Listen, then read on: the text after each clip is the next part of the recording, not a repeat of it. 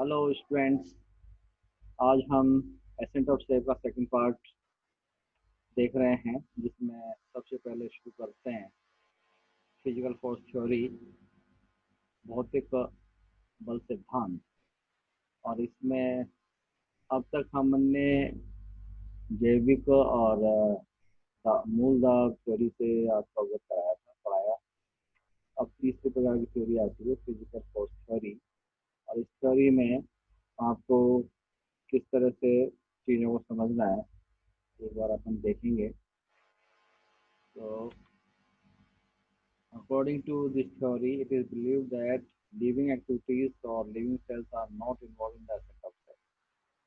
पहला लाइन में आप समझ रहे हैं कि जो जीवित कोशिकाएं होती हैं उनके द्वारा पानी को नीचे से ऊपर नहीं पहुंचाया जाता।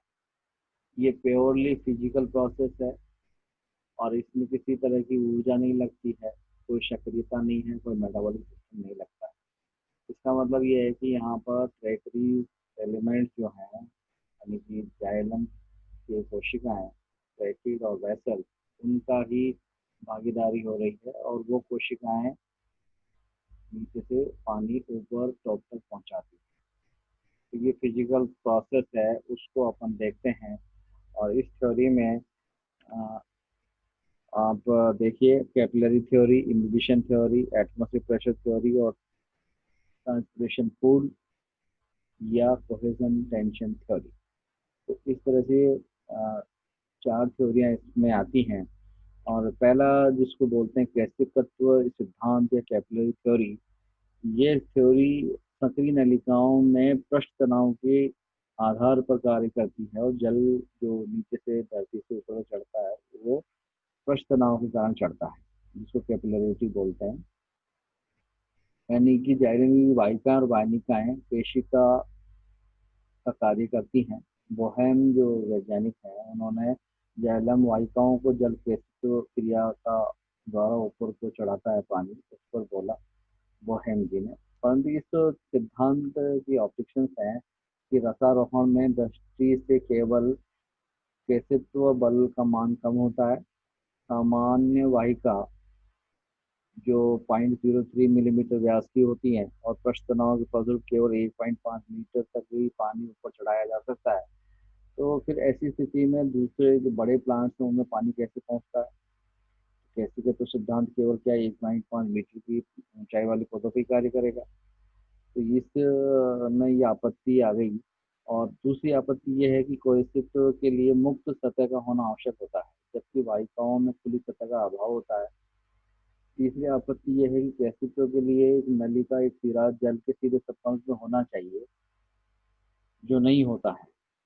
परंतु मृदा जल सीधा वाहिकाओं के संपर्क में नहीं होता। जिम्नोस्पर्म में वाहिकाएं अनुपस्थित होती है तथा वाहिनिकाओं में अंतर्भित्ति के कारण ये कोशिकाएं कार्य नहीं करती।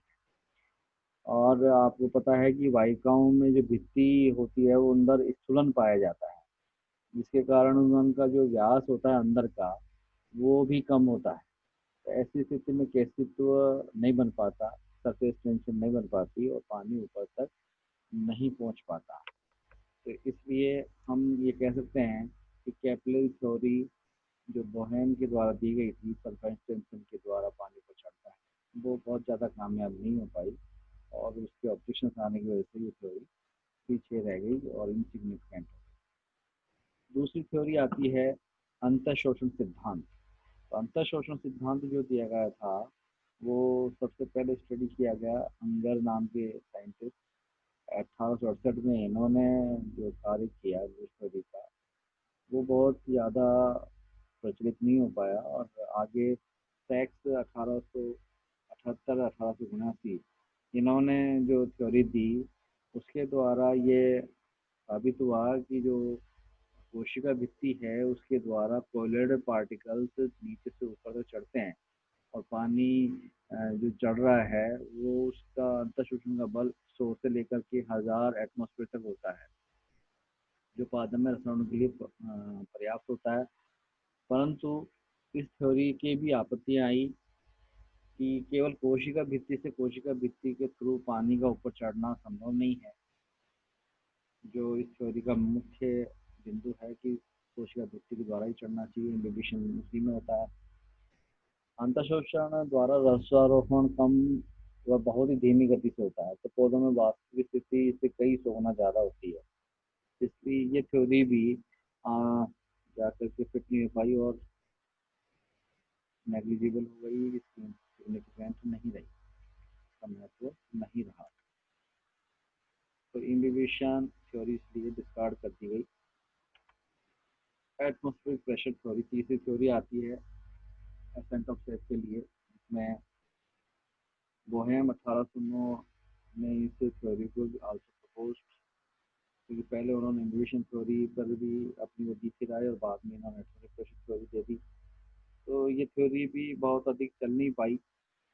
एटमॉस्फेरिक प्रेशर थ्योरी में जो सिद्धांत काम करता है वो वायुमंडलीय दाब की कमी आती है ऊपर पत्तियों में और शाखाओं में, तब पानी नीचे से ऊपर की तरफ परिवहन करता है। तो ऊपरी क्षेत्र में दाब में जो कमी आती है उसको ऊपर की तरफ जल परिवहन करके और उसको उसी को करता है। परंतु इसके ऑब्जेक्शन ये आए कि क्या वायुमंडल दाब की क्रियाशीलता के लिए आधार पर मुक्त सतह होना आवश्यक है, जो पादप में नहीं पाई जाती। दूसरा ऑब्जेक्शन ये आ गया कि ये पादप के वाष्पोत्सर्जन करने वाले भाग पर पूर्णतः निर्वात कर दिया जाए, तब भी ये 10 मीटर से अधिक ऊंचाई तक जल नहीं चढ़ा सकता। तो इन दोनों ऑब्जेक्शन के आधार पर ये थ्योरी भी आगे नहीं चल पाई और एटमॉस्फेरिक प्रेशर थ्योरी फेल हो गई। अब आती है चौथी थ्योरी, ट्रांसपिरेशन थ्योरी या कर्षण, ट्रांसपोर्शन कर्षण और कोहेजन संसंजन तनाव वाली थ्योरी। इस थ्योरी का जो दूसरा साइंटिस्ट जिन्होंने खोज करी है, डिक्सन एंड जॉली के नाम से भी दिया जाता है, तो also called as Dixon and Joly theory. तो इस थ्योरी को वाइडली एक्सेप्ट किया गया और ये थ्योरी इस वर्तमान में भी अब तक मानी जाती है कि इसी के द्वारा जड़ से पानी जमीन के थ्रू होता हुआ ऊपर टॉप तक पहुंचता है। और ये थ्योरी बेसिकली ट्रांसपिरेशन पे काम करती है। और इस ट्रांसपिरेशन का जो सिद्धांत है उस सिद्धांत के आधार पे आपको मैं समझाना चाहूँगा कि जो थ्योरी है उस थ्योरी में पानी का लॉस हो रहा है जितना ऊपर पत्तियों के अंदर धूप आती है, टेम्परेचर हाई होता है और लीव्स में ट्रांसपिरेशन की रेट होती है और वो जो स्टोमेटा होते हैं उनके थ्रू बाहर निकलती है। उस सिद्धांत के आधार पे जितना टेंशन जनरेट होता है ऊपर कोशिकाओं में, पत्तियों में, ब्रांचों में, वो टेंशन नीचे तक पहुंचता है। और वो टेंशन आपको ध्यान आता हो तो पीपीडी का अंतर कहलाता है, किसी भी प्रेशर डेफिसिट प्रवणता, और जिसको दूसरी भाषा में कहा सकता है कि ऑस्मोटिक प्रेशर बढ़ जाता है, सॉल्यूट कंसंट्रेशन बढ़ रही है और पानी की कमी हो रही है कोशिकाओं में। ऊपर जो लीव्स की कोशिकाएं हैं या फिर ब्रांचेज हैं, इन सब में जो कमी होती जा रही है पानी की वजह से वहाँ पे ऑस्मोटिक प्रेशर बढ़ता जाता है और वो एक टेंशन क्रिएट करता है पूरे जाइलम वाले सिस्टम में, यानी कंडक्टिव टिश्यू के सिस्टम में पूरी तरह से करता है और नीचे तक उस टेंशन को पहुँचाता है। डिक्सन और जोली ने ये भी बताया कि जो पानी के मॉलिक्यूल्स हैं उन प्योर मॉलिक्यूल्स में आपस में अट्रैक्ट करने की बहुत ज़्यादा क्षमता होती है, जिसे कोहेजन फोर्स बोलते हैं या कोहेजन टेंशन थ्योरी, इसलिए इसका नाम दिया गया कि पानी पानी के मॉलिक्यूल्स को अटैच करता है और ये बहुत ऊंचाई तक भी पानी के मॉलिक्यूल्स आपस में एक दूसरे से चिपके हुए रहते हैं। जबकि दूसरे मॉलिक्यूल से यदि पानी के मॉलिक्यूल का अट्रैक्शन होता है तो वो अडेजन कहलाता है। ससंजन के साथ साथ कोहेजन को ससंजन बोलते हैं और आसंजन का मतलब ये हो गया कि पानी के मॉलिक्यूल के साथ उपलब्ध कोशिकाओं में दूसरे मॉलिक्यूल के साथ बॉन्डिंग होती है या उसके साथ जुड़ता है या उसके बीच में अट्रैक्शन होता है तो वो अडेजन कहलाता है, तो आसंजन बल कहलाता है। और आसंजन बल के द्वारा पानी खींचने की जो है वो कम हो जाती है, परंतु जो पॉइजन होता है तो पानी के मॉलिक्यूल्स की कंटिन्यूटी बनी रहती है और ऊपर टॉप तक पानी पहुंचता रहता है, कितना भी ऊंचाई का पानी हो। इसमें आपको मैं ध्यान दिलाना चाहूँगा कि जो एटमॉस्फेरिक प्रेशर वाटर का होता है वो 300 से 350 एटमॉस्फेरिक प्रेशर तक पहुँच जाता है मैग्नीट्यूड। और ऐसी स्थिति में ये 40 प्लांट तक भी ऊंचाई तक पानी पहुँचा देता है। तो ये जो थ्योरी है वाइडली एक्सेप्टेड है, सब जगह इसको थ्योरी को माना गया है और इसको थ्योरी के सिद्धांत को पहचान दी गई। मैं इस थ्योरी में और चीज़ें आपके साथ ऐड करना चाहूँगा कि ये थ्योरी वास्तव में किस तरह से काम करती है। इसमें ससंजन बल पे आपको मैंने बता दिया कि कोहेजन वाटर के वाटर के बीच मॉलिक्यूल बीच होता है। परंतु जल स्तंभ की निरंतरता कैसे बनी रहती है? पादप में जड़ से लेकर शीर्ष वाहिकाओं में जल एक सतत स्तंभ के रूप में स्थित होता है, यानी कि जो वास्कुलर बंडल होता है उसमें जितनी जाइलम कोशिकाएं होती हैं वो एक दूसरे से पंप बना लेती हैं, जिसमें पानी ऊपर चढ़ता रहता है और एक स्तंभ कॉलम का रूप ले लेती है। अब इसमें जो पानी जो चढ़ रहा है वो अ, निरंतर आसंजन बल की वजह से पानी में एक तरल झिल्ली सी बन जाती है और वो उसकी सरफेस होती है वेसल्स की, उसके साथ चिपक के चलता रहता है। और जैसे मैंने बताया कि 300 से 350 एटमॉस्फेरिक प्रेशर बनता है, तो वो इसमें 20 मीटर ऊंचे प्लांट तक भी ये पानी ऊपर पहुंचा देता है।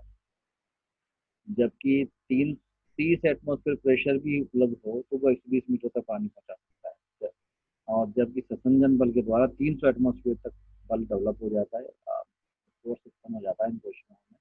इसकी वजह से पानी ऊपर तक लगातार सतत बना रहता है। ट्रांसपिरेशन पुल थ्योरी इसलिए कहते हैं कि जितनी मात्रा में ऊपर ट्रांसपिरेशन होगा उतनी मात्रा में नीचे से पानी खींच करके ऊपर आएगा। इसलिए इसको ट्रांसपिरेशन पुल भी कहते हैं। और ट्रांसपिरेशन पुल के द्वारा जैसे जैसे पानी का लॉस होता है पत्तियों के द्वारा, तो उसमें जितनी भी लीव्स हैं उन सब में डीपीडी का डिफरेंस आ जाता है, डीपीडी बढ़ जाता है, ऑस्मोटिक प्रेशर बढ़ जाता है, सॉलिड कंसंट्रेशन बढ़ गई। और ऐसी स्थिति में बगल वाली कोशिकाओं में सिग्नल पहुंचना शुरू हो जाते हैं कि पानी की कमी हो रही है, डीपीडी बढ़ रहा है। तो नीचे तक वो टेंशन रूट हेयर तक पहुंचता है थ्रू द जाइलम सेल से संबंध के द्वारा।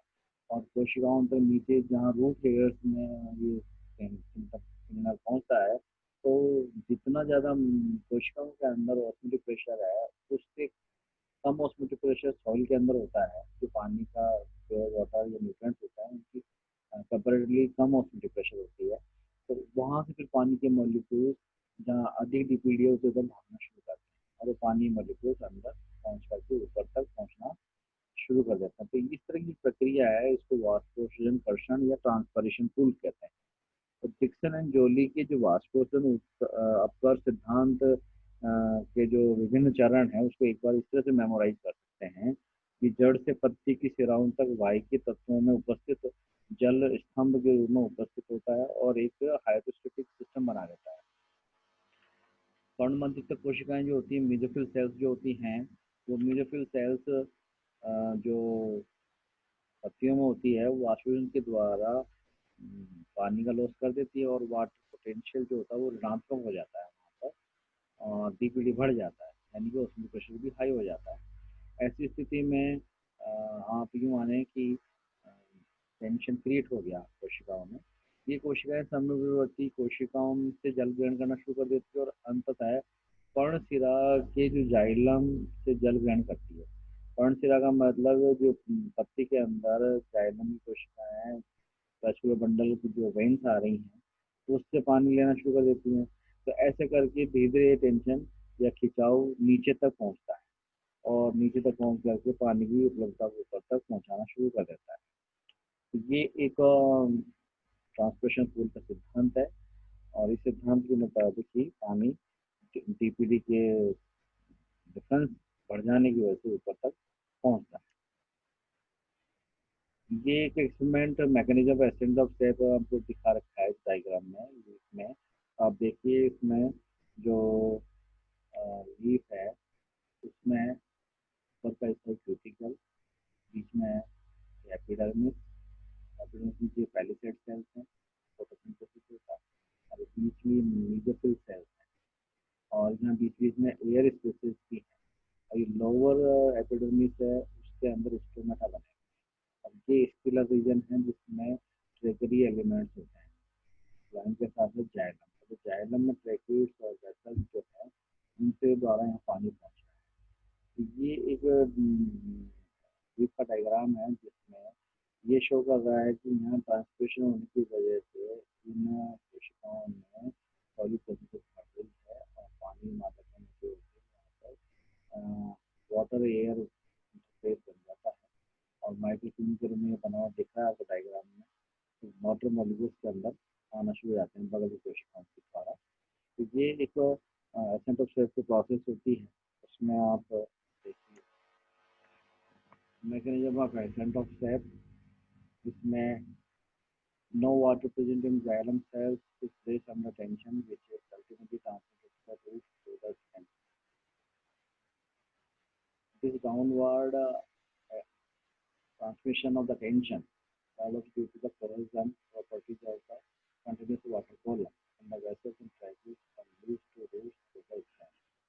कहने का आशय ये है कि जो पत्तियों में डीपीडी का अंतर आता है ट्रांसमिशन की वजह से वहाँ जो टेंशन क्रिएट होता है वो वाटर कॉलम जो जाइलम के अंदर कोशिकाएं होती हैं करने के अंदर करने के लिए पहुँच रहा है इस पूरे सिस्टम, इसलिए पूरे सिस्टम को ही कॉलम कहते हैं, वाटर कॉलम या पानी की लगातार आवाजाही होती रहती है। तो वहाँ पे नीचे पे जो टेंशन पहुँच रहा है वो ऊपर लीफ में जो एक्टिविटीज हो रही है मेटाबॉलिक रिएक्शन और ट्रांसलेशन प्रोसेस पहुँच रहा है। Ultimately the column move upward by the mass flow due to the translation to simultaneously the process of completion. इस तरह से ये पानी पहुँचने की प्रक्रिया एसेंट ऑफ सेल्फ में होती है। मैं अब इसी एसेंट ऑफ सेल्फ में आपको जिस थ्योरी का जो सपोर्ट है उसके बारे में डिस्कस करेंगे कि ये थ्योरी वास्तव में क्यों कामयाब रही और इसके ऐसे क्या एविडेंसेस है जिसके द्वारा इसको कहा जाता है कि ये थ्योरी आगे पूरी तरह से व्यापक रूप से सही पाई गई। तो पादप के जो ऊपरी भाग हैं उसमें परासरणी सांद्रता, ऑस्मोटिक सांद्रता, ऑस्मोटिक कंसंट्रेशन जो सोल्यूट की वजह से बढ़ती है, यानी कि वाटर कंसंट्रेशन वाटर वेपर्स बाहर निकल जाते हैं तो कंसंट्रेशन ऑफ सॉल्यूट बढ़ जाती है। तो उस वक्त उसमें सारी सॉल्यूट का मान बढ़ जाता है और 10 से 20 एटमॉस्फेयर प्रेशर तक हो जाता है उसके अंदर, जो जल को पादप शीर्ष तक पहुंचाने में सक्षम होता है। लंबे लंबे जो वृक्ष होते हैं उनकी शीर्ष तक जल आरोहण के लिए 30 मीटर दाब संसंजन बल आवश्यक होता है, यानी कि कोहेजन प्रेशर जो होता है वो 30 एटमॉस्फेयर प्रेशर होता है। तो ये प्रेशर आपको 120 मीटर तक के भी प्लांट में पानी पहुंचाने में सक्षम होता है, परंतु जल के अणुओं के मध्य जो 300 एटमॉस्फेयर प्रेशर पाया गया है वो काफ़ी ऊंचे प्लांट्स के लिए भी बहुत उपलब्ध रहता है। ये जो प्रक्रिया है पूरी की पूरी भौतिक प्रक्रिया है, इसमें कहीं पे भी जीवित कोशिकाएं काम नहीं आ रही है और निष्क्रिय विधि है, ऊर्जा का व्यय नहीं हो रहा है।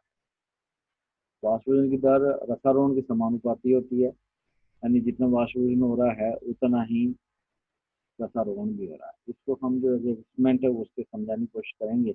उसमें ये एक्सपेरिमेंट आपको दिख रहा है, इस एक्सपेरिमेंट को आप देखें और इस एक्सपेरिमेंट के द्वारा ये साबित किया जा रहा है कि पानी जितना नीचे चला जा रहा है उतना ट्रांसप्रेशन में निकल रहा है। तो ट्रांसप्रेशन जितना ज़्यादा अच्छी मात्रा में होगा, लगातार होगा, तो उतना ही पानी नीचे चला जाएगा। देखिए कि स्टैंड पर हमने बीकर लगा दिया, बीकर के अंदर मरकरी भरा हुआ और एक ट्यूब है, ट्यूब के अंदर पानी भर दिया, तो ऊपर एक पोरस घड़ा लगा दिया, मिट्टी का जो पॉट होता है उसमें छिद्र होते हैं बहुत सारे, और इस पॉट के अंदर हमने स्पंज भर दिया है। स्पंज में पानी भरा हुआ हमने लगा दिया पहले से ही।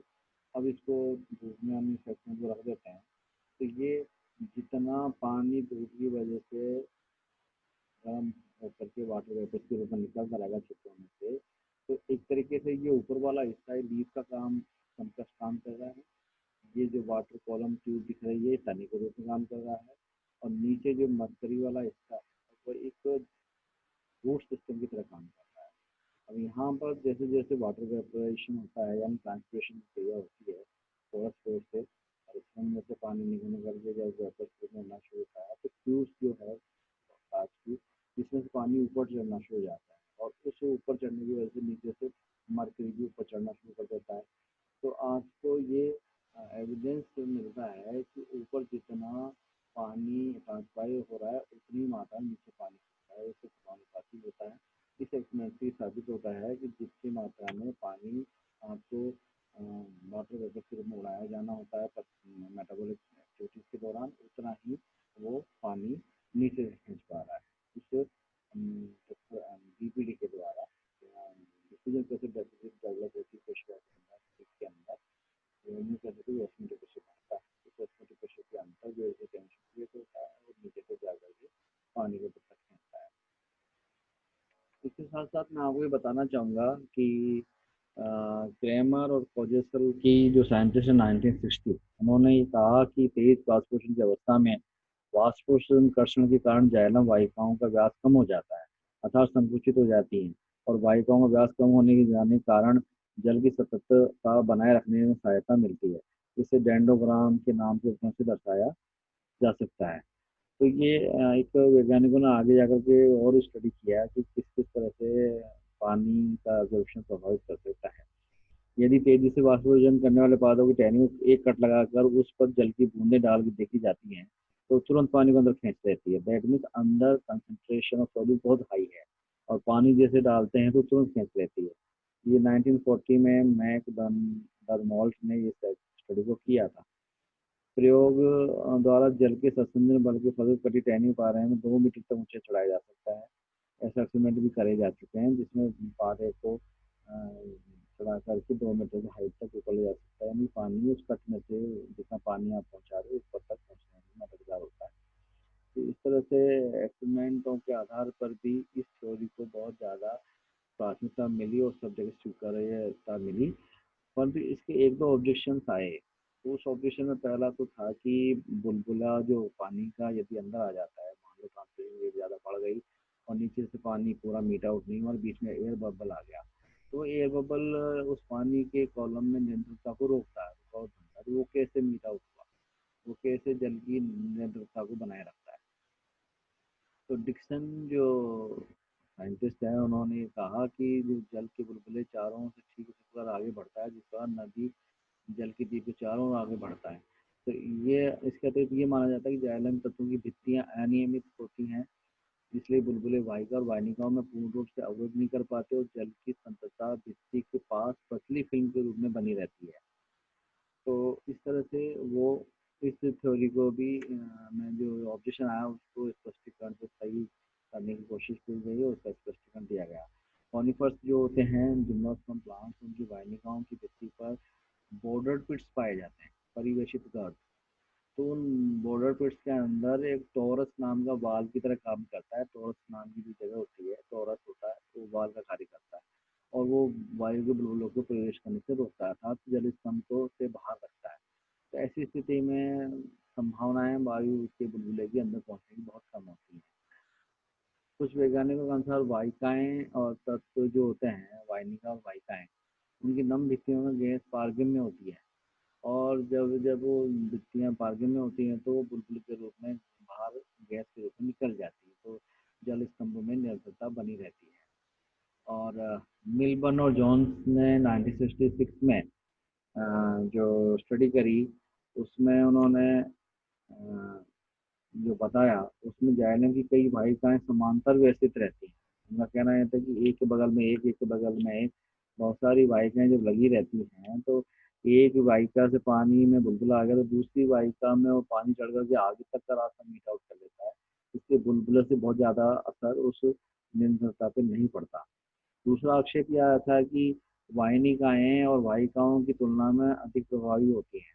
वाहिनिकाएं वाहिकाओं की तुलना में, तो डिक्सन के अनुसार वाहिनिकाओं की शीर्ष भित्तियां वाष्पोषण के कारण तनावग्रस्त जल को स्थिरता प्रदान करती है, परंतु प्रभावी वनस्पति जो एंजियोस्पर्मिक वेजिटेशन होती है उसमें अधिकतर वेसल्स ही मुख्य संवहनी तंत्र होते हैं, जबकि जिम्नोस्पर्म में ट्रैकिड्स होते हैं और एंजियोस्पर्म में वेसल्स होती हैं। इसलिए वेसल्स द्वारा ही बराबर पानी का ऊपर तक रखा रहना होता है बजाय ट्रैकिड्स के। सस्पेंशन बल सिद्धांत के कुछ दोष होते हुए भी अधिकतर वैज्ञानिकों ने इसे स्वीकार किया और ये ट्रांसपोर्टेशन पोल थ्योरी या Dixon and Joly theory highly accepted और इसके सपोर्ट में बहुत सारे साइंटिस्टों ने जो स्टडी